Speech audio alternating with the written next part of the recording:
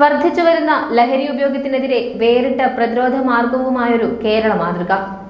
ലഹരി വിരുദ്ധ പ്രവർത്തനത്തിന് SSLC +2 വിദ്യാർത്ഥികൾക്ക് ഗ്രേസ് മാർക്ക് നൽകാനൊരുങ്ങുകയാണ് കേരള സർക്കാർ.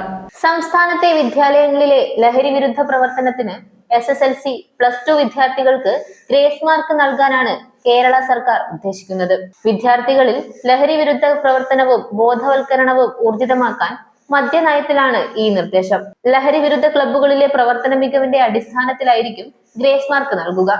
ഇതുവഴി സ്കൂൾ, കോളേജ് തലത്തിൽ വിദ്യാർത്ഥികളെ പങ്കെടുപ്പിച്ച് ലഹരിക്കെതിരായ പ്രചാരണം ശക്തിപ്പെടുത്തും. വിദ്യാഭ്യാസ വകുപ്പിന്റെ സഹകരണത്തോടെ വിദ്യാർത്ഥികളുടെ പാഠ്യേതര സമയം ഫലപ്രദമായി വിനിയോഗിക്കുന്നതിന് പദ്ധതി ആവിഷ്കരിക്കും. എല്ലാ വർഷവും ജൂൺ 26 മുതൽ ആഗസ്റ്റ് 15 വരെ ലഹരി വിരുദ്ധ തീവ്രയജ്ഞ കാലമായി പ്രഖ്യാപിച്ച് ബോധവൽക്കരണവും സംഘടിപ്പിക്കും. ലഹരിക്കെതിരെ പ്രവർത്തിക്കുന്ന തദ്ദേശ വാർഡുകളിലെ ജനജാഗ്രതാ സമിതികൾ അതത് പ്രദേശത്തെ സ്കൂളുകൾ സന്ദർശിച്ച് ലഹരി ഉപയോഗവും ലഹരി വിരുദ്ധ പ്രവർത്തനവും സംബന്ധിച്ച് സോഷ്യൽ ഓഡിറ്റിംഗ് നടത്തും. വിമുക്തി മിഷന്റെ പ്രവർത്തനം പ്രൈമറി, അപ്പർ പ്രൈമറി തലത്തിലേക്ക് കൂടി വ്യാപിപ്പിക്കും.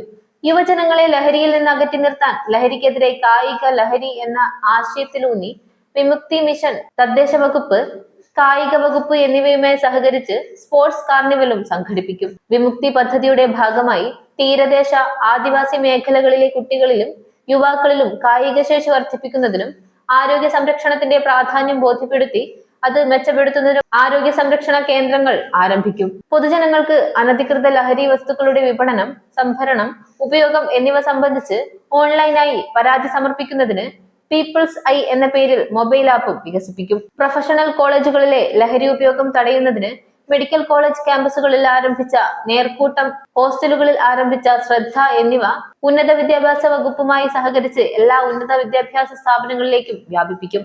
ഇത്തരം പരിപാടികൾ ഊർജിതമാക്കുന്നതോടെ സംസ്ഥാനത്തെ ലഹരി ഉപയോഗത്തിലെ വർധനവ് കുറയ്ക്കാൻ കഴിയുമെന്നാണ് സർക്കാർ പ്രതീക്ഷിക്കുന്നത്. K File ന്യൂസ് ഡെസ്കിൽ നിന്നും അഞ്ജു നാരായണൻ.